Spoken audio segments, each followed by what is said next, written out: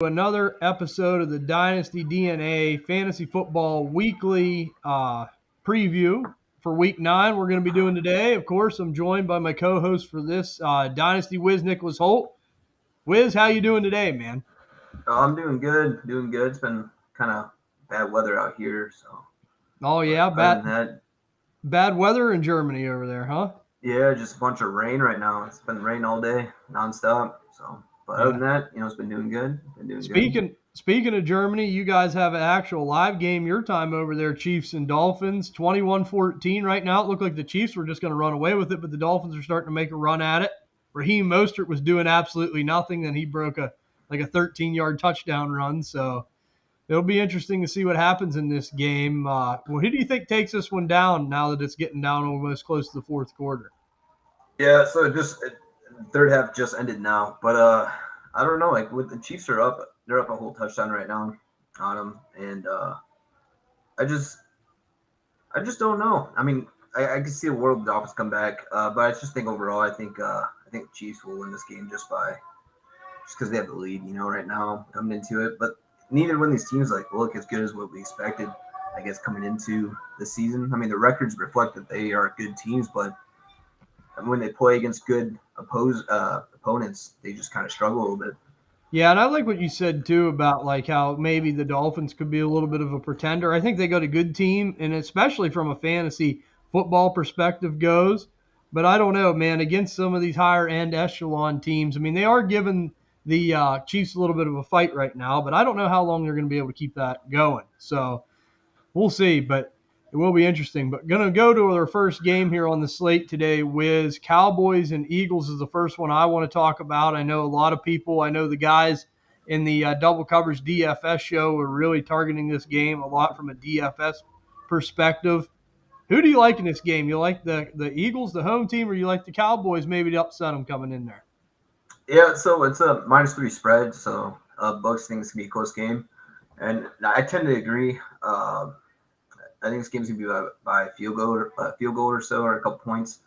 But I think the Eagles are going to take this win. Are going to take this game. Both teams are a little banged up with their defense, and their offenses are now just kind of clicking. So I agree. I think this is a good DFS matchup. Teams kind of grab up because I think it's going to be a high scoring game. I think Eagles are going to have a good bounce back week after barely beating the Commanders again. And I think the Cowboys come down to earth a little bit. I think Dak's been playing really well, a little above, a little better than what we thought, and that he's probably playing better than what he should be playing. So Yeah, Dak has definitely been playing better, which is good. I mean, you like to see that if you have him rostered, so that's a good thing. I mean, as far as the Eagles go, though, I mean, out of all the players that they're going to have on their side of the ball on offense, I mean, who do you like as far as like the big scorer this week? Is it A.J. Brown again? I mean, he's been on such a tear. You'd like to think at some point he'd cool down a little bit, but hey, we know no Travion Diggs. Their secondary isn't what it was to start the season being the Cowboys. So, I mean, do you like A.J. Brown? Do you like maybe DeAndre Swift today? You think Jalen Hurts just absolutely goes off in general? What do you think about that? yeah, I tend to go with. I'm kind of leaning more towards AJ Brown. I think he's gonna have a really good game. I think Tony Pollard's gonna struggle a little bit here. Just depends on how many receptions he gets. But just stay on the Eagles side of the field. I mean, I think Swift and AJ Brown are definitely locks, definitely good ones. I think Goddard might struggle a little bit, but it just depends on what kind of passing volume. If this is gonna be a shootout, then I think you can't really go wrong with any of the pass catchers on either one of the teams. So. Yeah, I agree, and I really like DeAndre Swift today for some reason. I don't know. I think he's someone to watch. I mean, the Cowboys' run defense has gotten better, but I still think there could be a little bit of an issue from time to time there. And he's just been playing so good, man. I mean, behind that offensive line, I mean, he just looks like he's just been freed completely out of the Dan Campbell Detroit running back committee. So, hey, everyone, I'm really happy with what I've seen out of Jahmyr Gibbs. But like we said, until David Montgomery gets back and they have a full plethora of backs, I'm just kind of a little bit hesitant because, I mean, we want to see what he can do because we're seeing what Swift can do now that he's getting a full workload. So hopefully he stays healthy, though. That's the big thing. But I'm going to go over to the next game here, Wiz. And this one here, Vikings versus Falcons. We know Taylor Heineke's now in at quarterback for the Falcons this week. no Desmond Ritter. The Vikings have Jaron Hall coming into play. We know about the horrific Achilles injury with Kirk Cousins. This screams to me this might be a pretty low-scoring, ugly type of affair. Do you agree with that? Yeah, and well, I guess the Bucks have this game a little bit higher. They have at 39 is the over/under on it. Atlanta's the favorites with minus 3.5 for the spread. I mean, I think the Falcons' offense, even with missing Drake London coming in this week, since he's out, I think we're going to see a better performing offense. I think Arthur Smith is going to get a guy that's going to be able to manage his offense the way he wants. And I don't think Desmond Ritter was that guy coming into it. He's just very inconsistent. And Taylor Heinicke is not the greatest quarterback in the world. He's kind of a bridge quarterback. I think we both agree on that. Yeah. But there's definitely a little tick of an upgrade from Desmond Ritter to Taylor Heinicke. Like we saw what Taylor Heinicke could do in Washington. Yeah, so.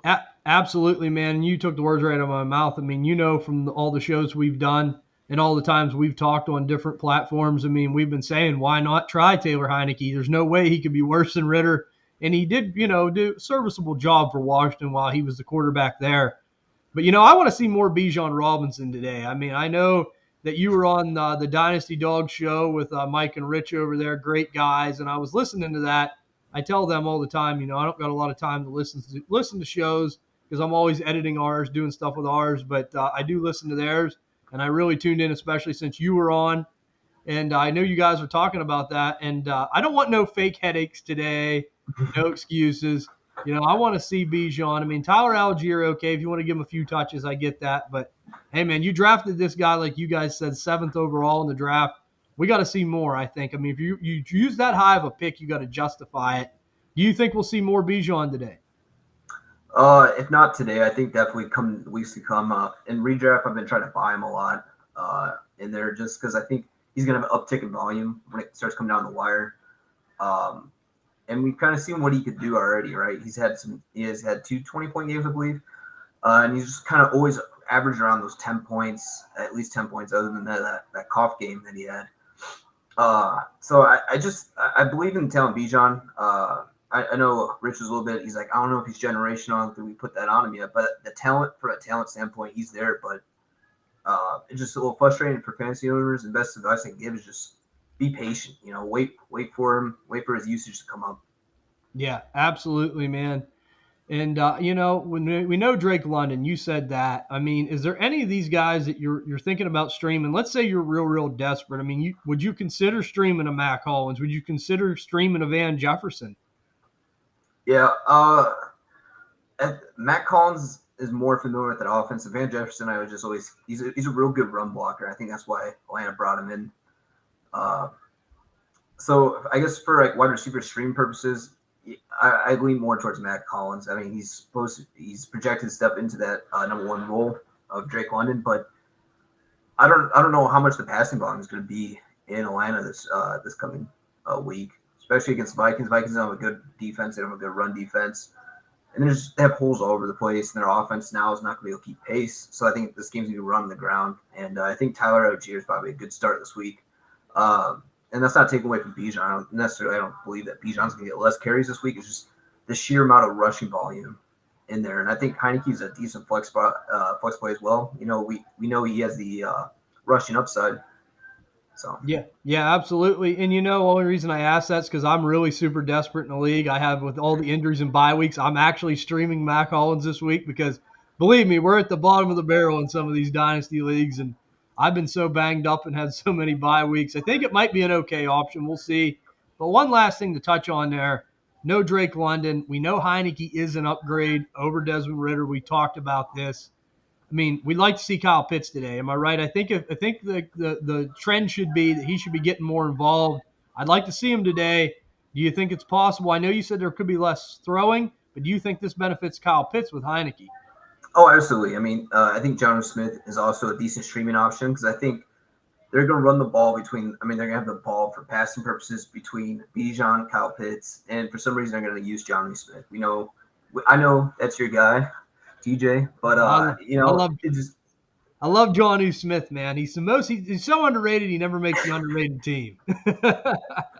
Absolutely, and it just comes down. I mean, I think it really kind of depends on what's going to happen on that Minnesota side of the field, right? If they get the running game going, which is something they struggled throughout all season, right? They have Cam Akers, Alexander Madison, Ty Chandler back there, and they just don't get anything going, and they just rely on Kirk Cousins, and Kirk Cousins is now out.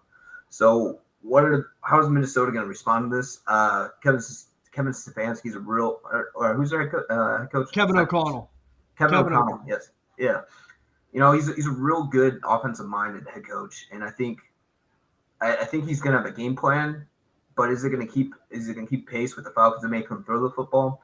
That's going to be we're just going to have to wait and find out for that. Yeah, absolutely, man. I just want to touch on a few of them things. Moving over to the next game here, Saints versus Bears. Boy, it just keeps going bad to worse for Chicago. Justin Fields out. We know that that's a problem. Tyson Bagent just looked absolutely terrible against the Chargers last week on primetime football.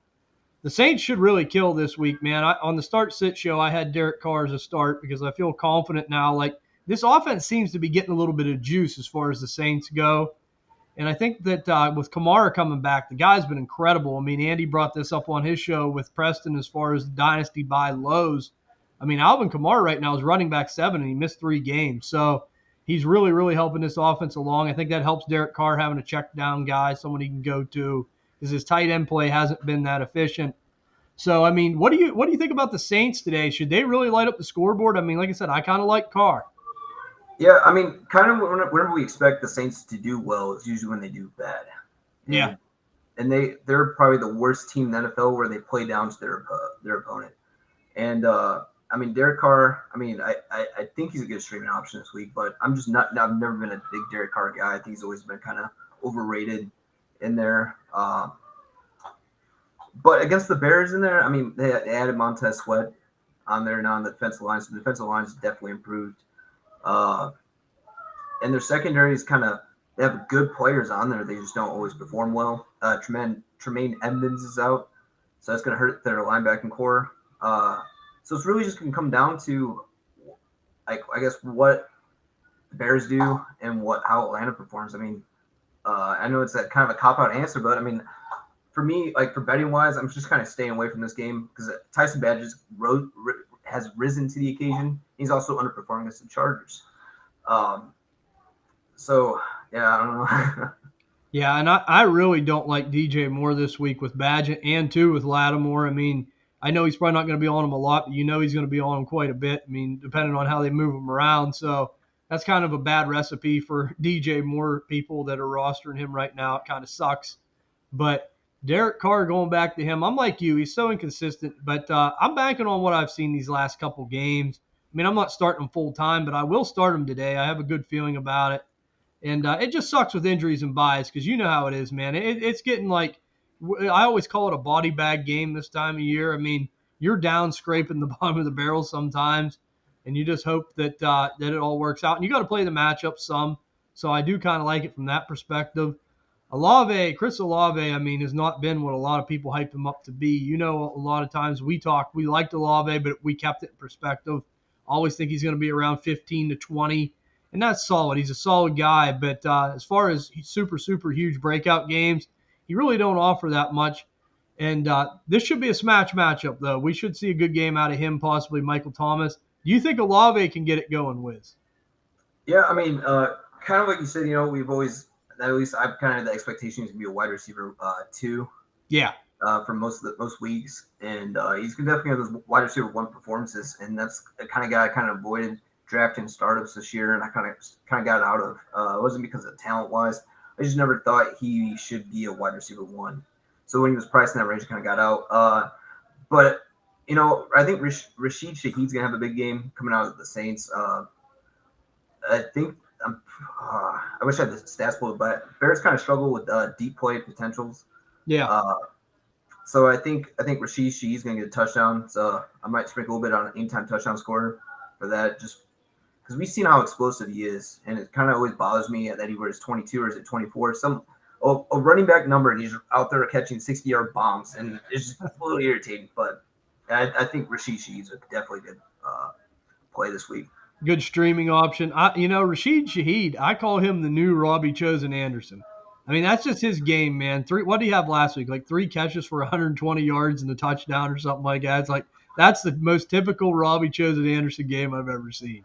Yeah, So it reminds me a lot of Jacoby Jones back when Baltimore had him. He was always that big, explosive guy, yeah, kind of like a Deshaun Jackson almost, just without all the other upside that Deshaun Jackson had. So both are really good comparisons. I'll tell you what, though, Rashid Shaheed would be a great best ball guy for the year. I mean, just to have him sitting there, I mean, because that boomer bust potential, baby, that really helps get you, propel you sometimes. So it's really funny to watch that. But I'll we'll say we see have what a question in yeah. here. So start 2, have PPR.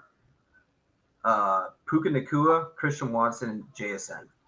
Ooh, that's tough. I I'm feel like you. definitely Matthew Stafford's out. I forgot about that. I, Not I, playing. de- yeah, I know there's no Matt Stafford. I still think that I'm going to start Puka Nakua just because if it is, I mean, he does a lot of his damage underneath. So, I mean, I think that, these little routes, he might not get you a mega game, but he'll probably get you 12 maybe, somewhere around there. And I honestly, as much as I hate to say it, and I threw up on my mouth kind of saying it, I probably am going to start Christian Watson going up against the Rams. I just don't. I mean, Geno Smith has had troubles this year. He's been so inconsistent. And at times, I mean, he can't feed all these mouths. So I don't know. I mean, this is kind of a bad situation to be in. I could see all these guys probably having real close to the same point total, maybe like around 10-ish or so. But if I had to bank on it, I'm going to play my best players, and I'm going to play Puka, and I'm going to play Christian Watson. I like JSN. I'm not saying JSN ain't better than Christian Watson. He is, but the situation being what it is in Seattle makes it kind of difficult for him to have some of these games. And with Tyler Lockett there and some of these other guys, it kind of forces him down the depth chart a little bit. And Jake Bobo the clown. I can't stand that guy. I mean, I love JSN. And all you people out there, if you love JSN, just remember Bobo the clown is always here to ruin the day. So we got to get rid of that guy. But anyhow, that's probably what I'm going with. Do you agree with that, Wiz? I mean, it's a tough call, but I'm probably leaning that way. Yeah. I mean, the Ravens have a decent secondary coming into it, and I think Seattle's game plan is gonna be running, keeping the ball on the ground, and just kind of making our offense beat them because we've shown before that sometimes we don't show up on the offense side of the ball. We showed against the Lions, but then we didn't show up against the Steelers. We didn't show up against the Colts, and we barely beat the Cardinals last week. Right. So I think they're just going to make us run the football. I think they're a better run team than Baltimore is. And they're definitely going to stretch the field out with Tyler Lockett. So I think Tyler Lockett's definitely a good matchup. Definitely a good play this week. But yeah, I tend to agree. I'm a little bit worried about Puka Nakua. I don't feel very confident. I don't feel very confident in Christian Watson, but I don't feel confident in JSN. So you have like 3 good top tier guys, but you just don't feel good about starting any of them, which sucks. So and that's just it, man. Like we talked. Like I love JSN. I do think eventually. I mean, Puka Nakua is going to be tough to eclipse, obviously at this point. But I think JSN could be the best early round prospect out of this draft. I still think he is. But the situation being what it is, it makes it tough, man. And when you draft Christian Watson and Puka Nakua, you have these guys that have been putting up. I mean, Christian Watson hasn't, but Puka Nakua has been putting up mega points. And when it's that close, you got to go with the guys that you drafted a little higher, I feel, and has a little bit more experience. So I think that's why I'm leaning that way. But that's a good question. But I say them too. Was that on Discord, Wiz? no, I was actually in the chat on the YouTube. So. Okay. Okay. Cool. Cool. If you want to respond to him, can you respond to him? I don't know. Hang on one second. Hopefully Mike was listening. Okay, cool. Well, that's what we're going to go with on that one. That's a tough call. It definitely is. Oh, there's the chat. Okay, here we go. That's Mike. Okay, so I would say Watson and Puka, but I don't feel good about it. I don't feel great about all of these guys. I'll say I'm in a pickle as well in my big league. It was either Taylor Heineke or Mac Jones this week, and I don't feel good about Mac Jones or Taylor Heineke, but I'm rocking Mac Jones, Mac 10. Okay, so you got Mac 10, and who's the other one? Taylor Heineke. Ooh, boy, that's yucky. That's a tough one, ain't it? Yeah, I would yeah. So I'm probably, just going with Mac Jones. yeah, against that Commanders secondary, you hope like a Demario Douglas can just bust something or big play because we've seen it. They give up big plays. I Yeah, mean, and so absolutely. And they also traded away Sweat and Chase Young. So yeah, is that that's a pass good rush point. going to be that effective? So that's why I'm kind of just I'm leaning towards Mac Jones, and I'm just going to start it and close my eyes and cross my fingers. Close my eyes and say a prayer. I know. I like it, Liz. We're going to go over to the next game here. Rams versus Packers. We kind of just touched on this game a little bit. No Matt Stafford. We know that's going to be Brett Rippon for the Rams. Boy, I mean, Jordan Love, you guys all know that I kind of like Jordan Love. I never said he was going to be a super quarterback one, but I thought he could be a sneaky guy that could be solid this year. And right out of the gate, he looked tremendous. I mean, and boy, he just really regressed. The first handful of games were great, and then it just kind of went the other way on him. I think this is almost getting to be a point where it's a must win for Jordan Love. I mean, we got Brett Rippon in here. The Rams defense has kind of been a little susceptible to some bigger plays. I think that Green Bay needs to win this game and a lot of pressure on them. Do you agree with that, Wiz? Yeah, absolutely. And this is definitely a turning point for their season. Is going to be against the Rams, and they're both kind of at that turning point that they keep losing games, they're not going to make the playoffs. And the NFC North is still wide open. I don't think Lions are that good of a team. They show up to play every now and again, but they're just very inconsistent. And the Vikings, they lost Kirk Cousins, and they're going to have Joshua Dobbs or Jaron Hall quarterbacking for them, and that I'm probably not going to bet on them, to win that division now. But I mean, for like a fantasy purpose, I mean, Jordan Love's like produced pretty decently. Definitely had come into Jesus moment after his 2 30-point games, but he had a 9-point game and then a 25 and then 23. So he's definitely still a good fire up for fantasy purposes. But long term, I mean, I'm a little bit worried. Yeah, me too, man. I'm definitely a little bit worried too. But I mean, we know this Rams offense. I mean, I think if you have Puka Nakua or Cooper Cup, kind of like we mentioned, you got to play them. I mean, just because they're that talented, and you hope that they can bust a big one, for you. Or who knows? Rippon's been around. I'm not saying he's good, but this Packers defense is nothing special. I mean, Big E will tell you that. I mean, I feel bad for him. He's a Packers fan. So he's kind of been down on them, saying, you can't really trust them, kind of like the Steelers. I mean, they can win games, but you can't really trust them from a fantasy purpose. But Green Bay, going back to them just to finish this off, they had opportunities. Like, I know Jordan Love has not played the best at times, but I brought this up on the show because I've been watching them kind of closely because they got players I like. I like Jaden Reed. I like some of them guys, and Big E keeps me informed too. But they had Denver down. They had Atlanta down. They couldn't hold the lead in the late fourth quarter. I know you want your quarterback to finish the game for you, but it's a team effort, especially with a young quarterback in there. You would have liked to seen them finish a couple of these games. If they did, I don't think the Heat would be quite as bad on Love. I'm not saying it would be quite, I mean, it wouldn't be way less, but I think it would be a little bit less, more like taken off of him if they would have finished a couple of these games and winning. Because you know how it is, Wiz. Winning cures everything. Yeah, absolutely. And it comes down, teams aren't winning. Everyone kind of points the eye or looks towards the quarterback's direction. And I think part of that is because teams now have film on Jordan Love, and they kind of see that he doesn't have that deep ball potential. So they can just play underneath and make him try to beat him over the top, which he's shown so far that he's not been able to do consistently, I guess, because he's made some nice deep ball throws this season, just not to the point where it's going to win you football games. So I think with Jordan Love, he just needs to keep progressing and keep showing that he could throw it on the field to open up the underneath stuff where he kind of strives at and he's pretty good at. And I honestly think, too, that it hurts them with their running game. I mean, they keep running A.J. Dillon. I don't know what they're doing. You've heard me say it a million times. I'd rather turn around and hand it to a rock than A.J. Dillon. I'd feel better about it. I'll use Andy's quote on this. It looks like Tarzan plays like Jane. And he does, man. I don't get the big love attraction with A.J. Dillon. Aaron Jones is their best player on offense. I mean, there's no secret. So they got to get that guy more involved. I don't know how they're going to do it. I know the hamstring's been bothering him, but boy, they need him back in the worst way. So I don't think that helps either as far as throwing the ball down the field, because when you can't run it, everyone knows that they can play back a little bit, and play more coverage. So we'll see. We'll see what happens with Green Bay. It will be interesting here. Who do you like in that game, Wiz, before we move on? Do you think Green Bay gets this one, or do you think Rippon can hold them in there and win this one for the Rams? Yeah, so Green Bay's spread right now is at -3.5. And the over under is 37.5. So I think the over is pretty achievable. I think it's the lowest projected game this week. Yeah. You have two 38-point games, which is basically the same as 37.5. But I do like Green Bay. I don't think Brett Rippon can really get it done. We've seen that he's been a competent quarterback at best, but most of the time he just does not play well. I forget who he played for last year. I think it was the Broncos. Yeah, I was gonna say I know Denver. He played for Denver for sure.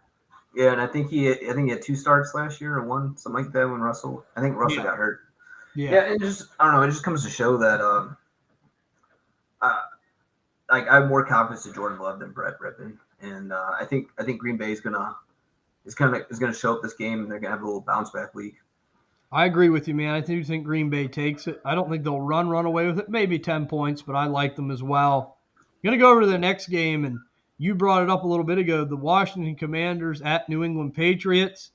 Boy, this Washington team is just self-destructing. I mean, trading Montez Sweat, trading Chase Young. And now, like you said, really no significant pass rush there. I mean, do you like guys from the Patriots today? I will say this. I'm not saying you love them, but like you probably have to feel a little bit better about Mac Jones. You have to feel a little bit better about like a Demario Douglas, maybe. How do you feel about the Patriots today against the Washington Commanders? Yeah, absolutely. I've been firing up Demario Douglas all kind of throughout the season a little bit, and there where I had a lot of bye weeks or injuries. Especially my big money league, I'm starting to line up again. So it's a guy I feel pretty confident about, and then I also have Zeke in there as well. I think Zeke could get a poach a touchdown from Stevenson this week, and we kind of seen Zeke's usage come up a little bit. Or I guess it's stayed about the same. They're always kind of towards a 50-50 split where Stevenson's going to get the passing down volume, which is fine. So I think basically all the Patriots big name guys like your Demario Douglas, he's gonna be the wide receiver one there coming in. Zeke, I'm in the starting lineup this week to fill in for bye weeks and injuries. And then I feel real good about Stevenson this week. I think Stevenson's gonna have a big game. He's gonna probably put up a good 20 points or so, I'd say. Yeah, he's kind of due, you know. I mean, like, I don't know if it's so much a Ramondre Stevenson problem as it's just an offense problem in New England, like in general, and too the fact that Bill runs different backs. I mean, bringing Zeke in, like you said, you know, he ain't no like pushover. I mean, I know Zeke's a little bit more towards the wash side, but he's still, you know, been an All Pro in his career, so he ain't chopped liver. So Ramondre Stevenson, and you brought him up, Wiz. Do you have hope for him in the future past this season? I mean, like, is he someone that you could possibly see buying low, or are you just going to sell him for anything you can sell him for because you think that this is pretty much going to be the end? Uh, I don't really much faith in Stevenson going long term. I listen to a lot of the dynasty nerds, and they always kind of project him to be a 2 to 3 year window guy, which is fine, right? That's where we play our dynasty. So I think he's coming up towards the end of his window, and we already seen that he's splitting touches with Zeke.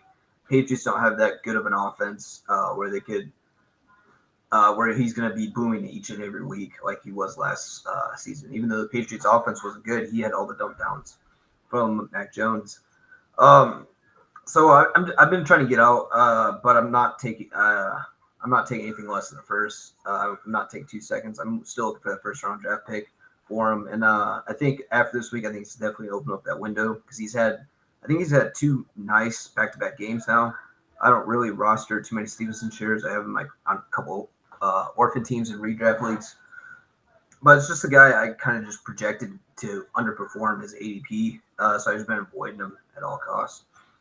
Yeah, yeah, definitely, man. And the thing is too, like I wanted to bring that up because I had a trade for Ramondre Stevenson in a league, and someone offered me a second and a third, and I declined it as well. I tend to agree with you. I think you can't sell him for anything less than a first. And if I couldn't get that, I'd just hold on to him and hope maybe he has a rebound. But like you said, this could be the time. If he keeps building off these performances and has a couple bigger games, then that's whenever a contending team will say, okay, is my first really worth it when I have a chance to maybe get someone that can help me win right now? And I don't got to pay an arm and a leg. Because let's be honest, I hate paying. I cannot pay any more than one first for a running back. And I have to be sure that first is going to be low. So I do tend to agree with that. Yeah, absolutely. I mean, I don't. I don't have a problem paying more than a first, but it's only for like the top tier guys, right? I mean, I'm not gonna feel good about paying 2 firsts for CMC unless if it's 24, like 2 late 24 picks. I don't want to trade my 25 pick Yeah. way out just because I don't know where CMC is. I think he's gonna be an outlier where he can play till he's 30, kind of like Derrick Henry, but it just does not make you feel good. But like Brees Hall, Bijan, guys like that, I'm willing to pay 2 firsts for. And kind of waiting to see what A-Chain does when he comes back from injury, because if he's going to keep getting injured, that's a guy I'm not going to be paying 2 firsts for either. Yeah, definitely, man. I mean, that's it. If you're going to trade that kind of capital, it better be for cornerstone pieces. But we're going to go over here to the next game. Actually, who do you like in this game? I think the Patriots are probably going to win this one. I think the Commanders are going to be pretty demoralized. Do you like the Patriots as well? Yeah, Patriots spread right now is at -3.5, or at -3. Over under is 40 points. So I can see this game going either way, either high scoring or just low shootout in there. But definitely the Washington pass offensive weapons are definitely going to start. Curtis Samuel's out, so I don't know if we're going to see another big game from Jahan Dotson, a guy that's been kind of struggling a little bit. Yeah. But I'm starting Jahan Dotson in a league that I need to. But yeah, I lean Patriots for this one. Yeah, for sure. And if you have Jahan Dotson, this is a game to watch. I mean, hopefully he has maybe a bigger game. And if you want to get out from him, maybe the price will go up a smidgen. Because let's be honest, I mean, a lot of people do, but not everyone pays attention to the fact that Curtis Samuel's been out. So you can maybe take advantage of that. But going to go over to the next game here, Wiz. I know this one's going to hit you close to home. The Seattle Seahawks at Baltimore Ravens, 1 o'clock window. You just kind of said it. Baltimore's been kind of hit or miss on offense. And I know you and I talked. I mean, we know this division inside and out. There's really nobody. I mean, Cincinnati is starting to pick up a little steam. I'd like to see what they do in the next couple of weeks. But as of right now, all these teams to me kind of scream pretenders. Definitely not contender as far as like the high end of teams. I mean, we knew this division would be tough. It usually always is. But it just seems like there's something off. All these teams are a piece or two away.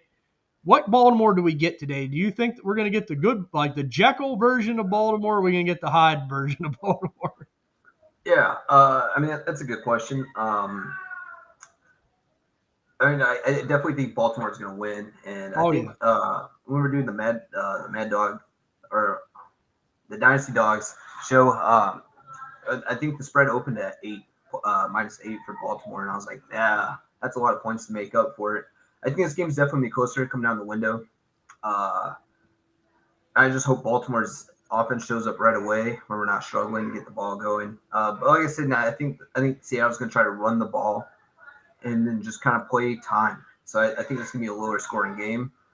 I think we get stopped at a run, but Kenneth Walker's such an explosive guy where all he needs is that one open hole and he's gone for 40 yards. So Yeah, definitely, man. And I honestly think this will be a field goal game either way.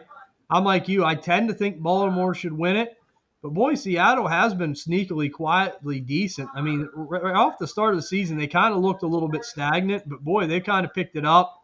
What are they, like 5-2 now? I think so. They're definitely in a pushover. It won't be an easy one, but Pete Carroll's got them playing. But you're right, Kenneth Walker's been absolute electric. I mean, we know we talked about the start sit there with Mike as far as JSN goes. You said you like Tyler Lockett. You think Tyler Lockett has a good day? yeah, I mean we've kind of seen that Baltimore kind of gives up that big play in there. I think Marcus Williams is out, where we had Geno Stone, and he's played pretty well for a guy that's not really expected to be the starting safety. Uh, Kyle Hamilton's good, but we just give up those big plays, especially when we play man coverage. I feel like teams know when we're in man and we're not giving safety help. And that's kind of like how Pickens got that touchdown to help the Steelers beat us. So I think Tyler Lockett's just a real explosive player, and he's going to take the ceiling off us at least one time. And I just hope it's nothing too big. Yeah, hopefully everything's covered. All bases are covered. I'm with you there, Wiz. But let me ask you this, buddy. Now, I know you said the Ravens. What's your final score prediction on this one? Oh, shoot. Yeah, Uh, I guess if the Ravens show up, I think it'd be like a 24-10 game. But if we don't show up, I think maybe like a 27-24. Just kind of hover around those. I think we'll put up at least 20 points against the Seahawks, and it Yeah. just really, yeah, it just makes me not so. Doesn't make me feel comfortable because I mean, like you said, Seahawks are a good team. Their defense is probably one of the most underrated defenses in the league right now, Oh, in my opinion. they definitely are, man. They're quietly good. I mean, I'm going to say 23-20. I'm going to say Ravens just for you because you're such a good friend of mine. I'm never pulling against you, so I do think it'll be close though. But like Lamar, I mean, we've seen Lamar. I mean, when he's on, and I heard you guys talking about this too, man. He is on. I mean, like whenever he's running around doing his thing, just it seems like when he's in a rhythm, he feels good. But like you said, against Arizona, I mean, it just wasn't there. Do you think we get a little bit better Lamar today against the Seahawks? Because it is a little bit better competition. Absolutely. I Lamar definitely plays up to his competition a lot of the times. Like he always performs well against like Joe Burrow, Patrick Mahomes, Josh Allen.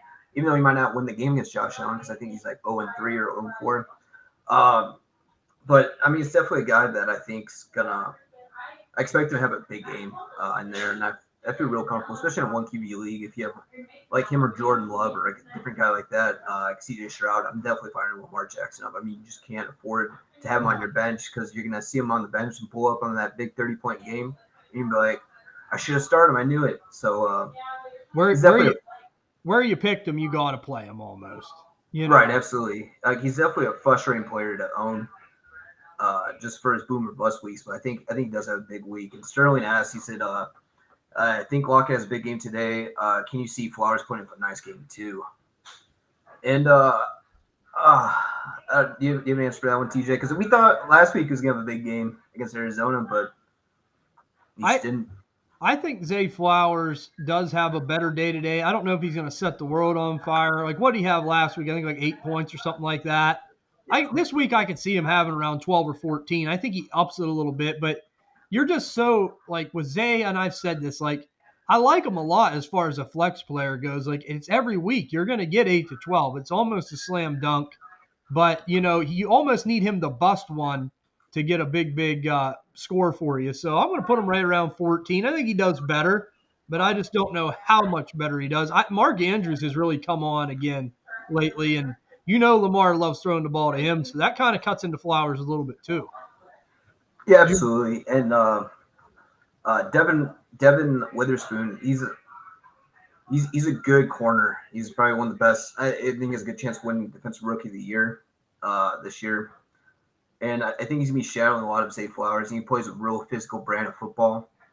And that's something that I'm a little hesitant for, especially with Zay being a smaller guy. But Zay's so, I mean, they call him the joystick for a reason, right? He's so elusive in the field. If he gets the ball in his hands, he could make a play. And for me, I feel like I have to start Zay Flowers each and every week. I have him on a team. Because he's going to he breaks them off, and that's what's going to come down to. Yeah, definitely, man. Everyone, I call Zay Flowers to Deontay Johnson, but tougher. That's my thing. Like, I think they play a real similar game, but he don't go out of bounds. He tries to break tackles. Like they just run such good routes. I see them kind of in that same ilk. But you got one guy that's soft as baby shit, and you got another guy that's pretty tough. So I kind of like Zay, but it's like you said, you're just hoping for the big play. But I think I think a safe floor this week's around 12 or 14. Couldn't get hurt that bad if you have him in a flex. Right, So absolutely. I like that. But going into the next game I want to talk about here, we're running a little short on time. We still got about 10 minutes, but it's the Bills versus the Bengals Sunday night game tonight. Buffalo coming into Cincinnati. Wiz, is this a must win for Buffalo? Because I'll tell you what, man, they have been kind of up and down, roller coaster-ish. They've dropped a few games here to this point. A lot of people thought they'd be further ahead than they are right now. Cincinnati's really coming on. I mean, like we mentioned, they struggled early, but it seems now Joe Burrow's getting healthier. Things are starting to straighten themselves out a little bit. Is this kind of a must win for Buffalo, do you think? I think it's must wins for both these teams in their Bengals need to catch up in the division. Steelers won their game Thursday night, which congrats, by the way. Oh, thank you. Yeah. I'm still not happy, but I'll take it. Yeah, absolutely. But the Bengals are dead last in their division right now. The Browns are beating them, Steelers are beating them. Baltimore is leading the division currently. And the Bills, they're not winning the division currently. They're 5-3, I believe, and Dolphins have the division. I mean, which they just lost, by the way. Oh, final. Yep. Okay. Yeah, Chiefs won yeah, that one. yeah, they did. And so I mean, the Bills need to show up, and I think this is definitely. I think it's gonna be the best game of the week. I'm excited for it. I'd rather watch that than the Cowboys. But man, like I think the Bills get it done. I think they beat the Bengals. Definitely, man. I think that the Bills are getting tired of Cincinnati having their number. I know that they have. I do think it's going to be close, but I think Buffalo does win too. One player that I'm really excited to watch this week is a guy that Sterling's been high on from a DFS perspective is Dalton Kincaid. I mean, we know no Dawson Knox, and this is his moment to shine, baby. I mean, you're going to be on the field a little bit more. I think that he might have a sneakily good game against the Bengals here. I think it could be a nice go for him. I know that we talked on him on start sit. We liked him this week. What do you think of Dalton Kincaid, Wiz? I mean, where everyone drafted him, we know Laporte has been a tank. Musgraves looks solid, but when Kincaid has looked solid, but you're looking for one of these mega breakout games. You think it's possible here? Yeah, I mean, he definitely broke out last week. He put up that 20-point game, and I mean, it just depends on what your time and premium is. But Yeah. I mean, he's definitely a guy that I've been getting a lot of shares of in rookie drafts all this offseason. That's the main guy I was targeting where I was taking him away. I was taking him ahead of Zay Flowers, Jordan Addison, Quentin Johnson, just because the talent was there. I love me Dalton Kincaid. I just bought his autograph helmet. So I got that coming my way. And he's probably one of my favorite tight ends coming into this class. And right now, like if I could trade Sam Porter and get a draft pick on top of like a first or like an early second, then I'm taking that deal just because I think Dalton Kincaid is a better tight end. He's in a better offense. He's probably tied to Josh Allen for probably close to the career. That I think Dalton Kincaid. I know everyone's looking for the next Travis Kelce, and a lot of people believe it's Sam Laporta, but I think Dalton Kincaid is just the guy. Like super talented young tight end. Yeah, and we know the tight end's a tough position to learn. Sometimes it takes a little bit to get your feet under you. And in an offense like Buffalo, they have so many options. You don't have to force it right away. But the fact that Dawson Knox is out now, too, I mean, we're getting to see what Dalton Kincaid's capable of. Like you said, we started to see it last week. I'd love to see a game where he scores a couple times. I think it's possible in this game. So it's something to keep an eye on. On the Cincinnati side of the ball, I mentioned it was they're starting to look a lot better. Joe Burrow is starting to get throwing the ball down the field a lot more to Chase and Higgins. I mean, they're getting more targets, getting more looks.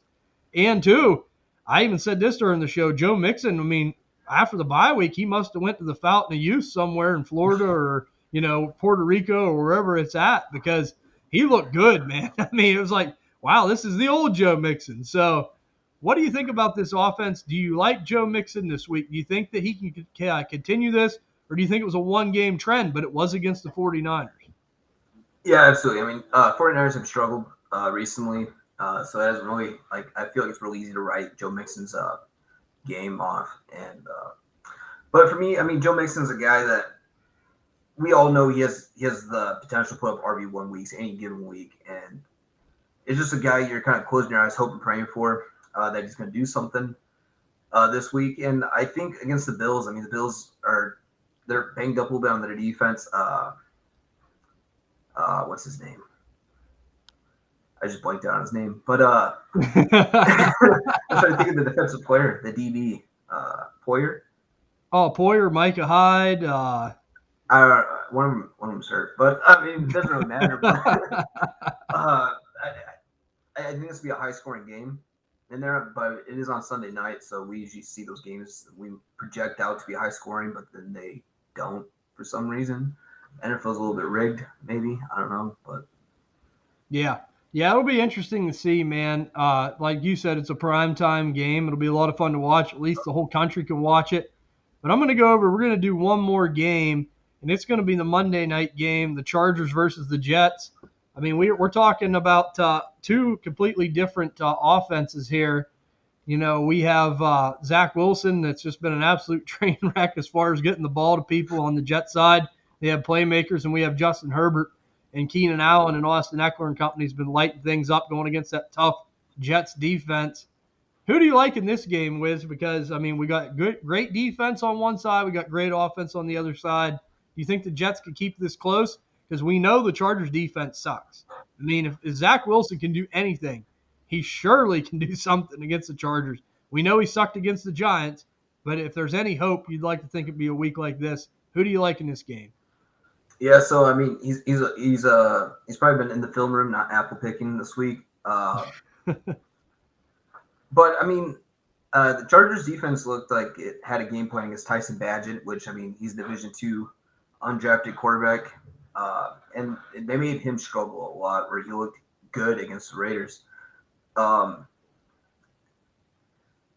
We know how explosive that Jets offense could be and how good their defense is. I think it's gonna come down to. I think it's gonna be a close game. I think it's gonna come down to kind of like how all the Jets games have been, where it comes down to the last possession. They're gonna play to the last possession. Joshua Palmer's out this week against the Jets, so the Chargers have Keenan Allen, Quentin Johnson, whoever their other wide receivers are, and then they have like Gerald Everett, So they're hurting there, and that Jets defense is so good. Like Yeah. I don't like starting anyone against them, but I mean obviously you're gonna start Keenan Allen and Justin Herbert, but that game's gonna be close scoring. I think. I think Zach Wilson has a little bit of bounce back week, but I'm not starting him. But No, and it just sucks for like if you do have Brees Hall and Garrett Wilson, but you just hope that with this bad defensive matchup, and they're so great, you got to play them. But boy, you just wish Aaron Rodgers was there and seeing actually what they had in Aaron Rodgers with that offense would have been real interesting. But last thing I want to touch on, Palmer and the Quentin Johnston thing.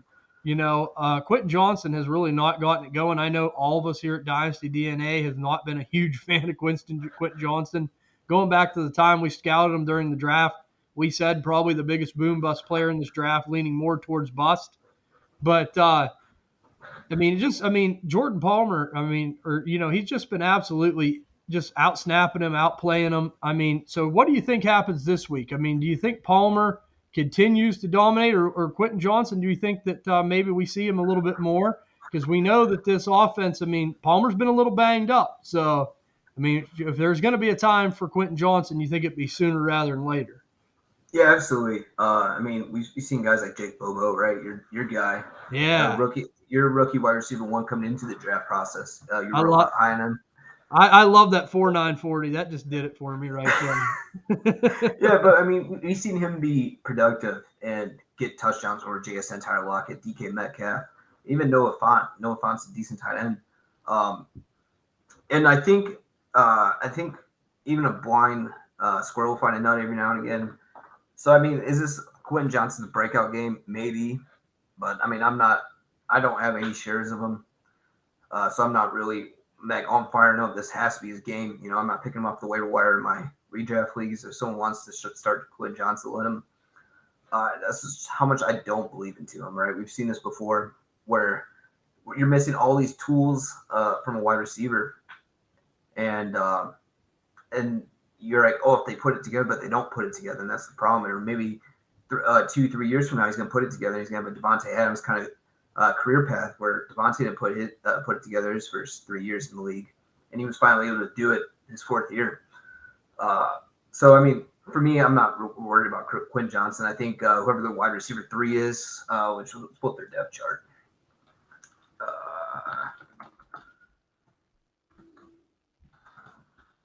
Yeah, they have. I know they have a couple of some real. After Mike Williams' injury, you're really digging down to the bottom of the barrel. Yeah, Darius Davis.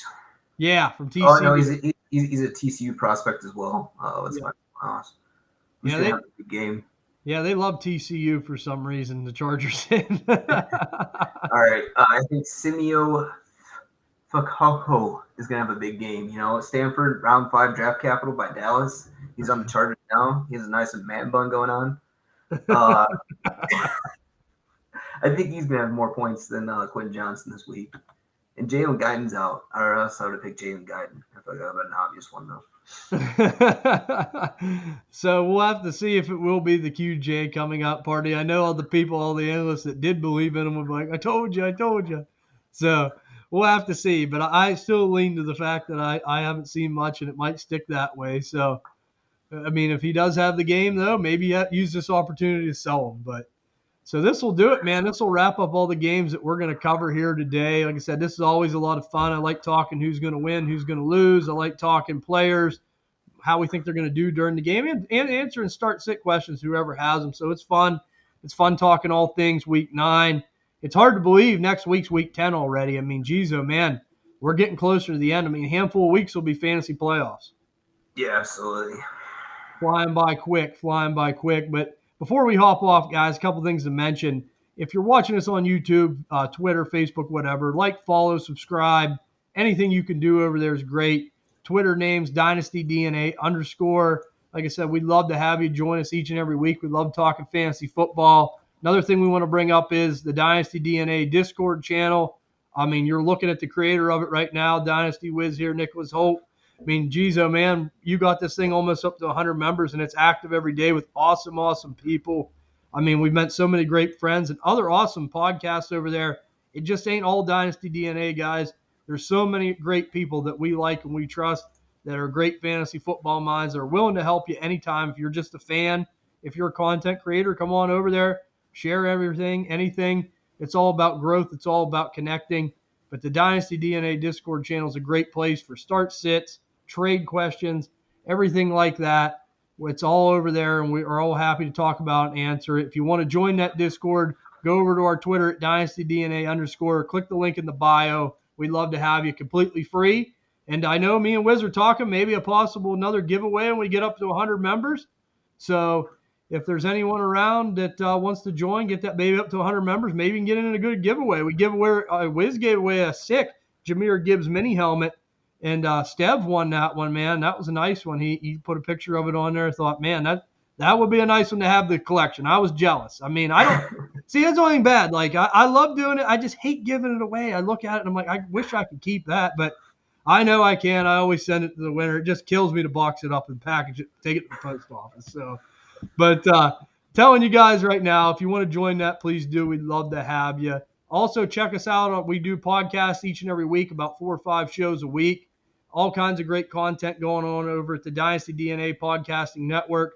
We're on Spotify, Apple Pod, Stitcher, Google, Amazon, all the big ones. The DNA Strand crew are the best. If you guys do enjoy this, if you want to listen to more content, please go over there. Same thing, if you can follow 5-star, it's much greatly appreciated.